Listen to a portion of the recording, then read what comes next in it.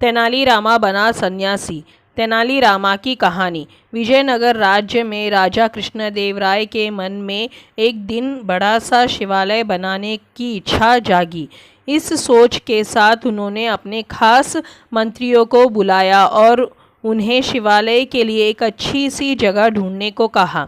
कुछ ही दिनों में एक अच्छी सी जगह को शिवालय के लिए सभी ने चुन लिया।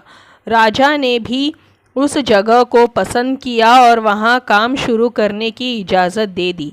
मंदिर बनाने का पूरा जिम्मा राजा के एक मंत्री को सौंप दिया। वो अपने साथ कुछ लोगों को लेकर उस जगह की साफ सफाई करवाने लगा। तभी वहां खुदाई के दौरान शंकर देव की एक सोने की मूर्ति मिली। सोने की मूर्ति देखकर मंत्री के मन में लालच आ गया और उसने लोगों को कहकर उस मूर्ति को अपने घर में रखवा दिया। साफ सफाई करने वालों में से कुछ लोग तेनालीरामा के खास थे। उन्होंने सोने की मूर्ति और मंत्री के लालच के बारे में तेनाली को बता दिया।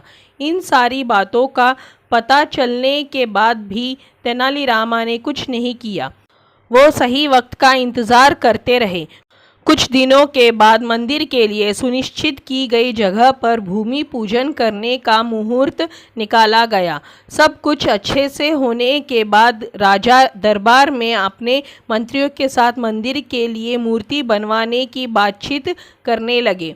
उन्होंने अपने सारे मंत्रियों से इसके बारे में राय मांगी। सबसे बात करने के बाद भी राजा मूर्ति को लेकर कुछ फैसला नहीं ले पाए। राजा ने अगले दिन फिर अपने सारे मंत्रियों को दरबार में मूर्ति के बारे में चर्चा करने के लिए बुलाया। तभी एक जटाधारी सन्यासी दरबार में आया।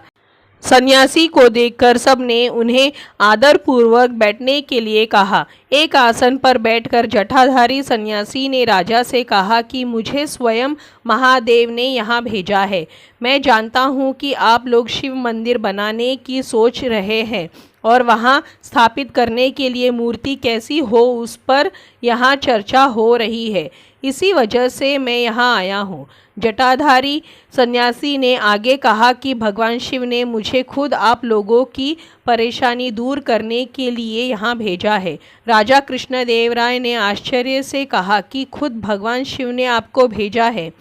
जटाधारी सन्यासी ने जवाब देते हुए कहा, हाँ, स्वयं महाकाल ने मुझे भेजा है। उन्होंने कहा कि शिव शंभु ने अपने एक सोने की मूर्ति आपके लिए भेजी है।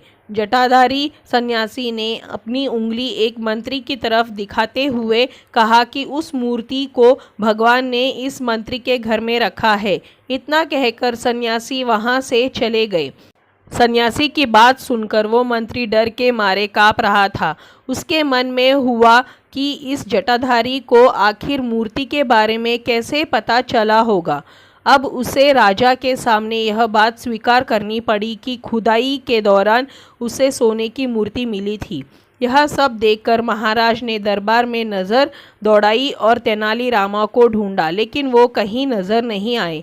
तभी कुछ देर बाद तेनालीरामा दरबार में आ गए। उन्हें देखते ही सब ज़ोर ज़ोर से हंसने लगे। तभी एक व्यक्ति ने कहा कि अच्छा, तो यही थे वो जटाधारी सन्यासी। आपने अपनी जटाएं और कपड़े तो उतार दिए, लेकिन माला उतारना भूल गए। सबको हंसता देख महाराज भी मुस्कुराने लगे और तेनालीरामा की तारीफ करते हुए मंदिर का काम करवाने की जिम्मेदारी उनके कंधों पर सौंप दी। कहानी से सीख। इस कहानी से यह सीख मिलती है कि लालच करना गलत है। हमेशा सरल और अच्छे मन से कार्य करना चाहिए। ऐसा करने से लोगों के सामने कभी शर्मिंदा होना नहीं पड़ता। तो दोस्तों, आपको हमारी ये कहानी तेनालीरामा बना सन्यासी कैसी लगी? अगर अच्छी लगी हो तो इसी तरह की कहानियों के लिए चैनल को सब्सक्राइब करें, वीडियो को लाइक करें, शेयर करें। धन्यवाद।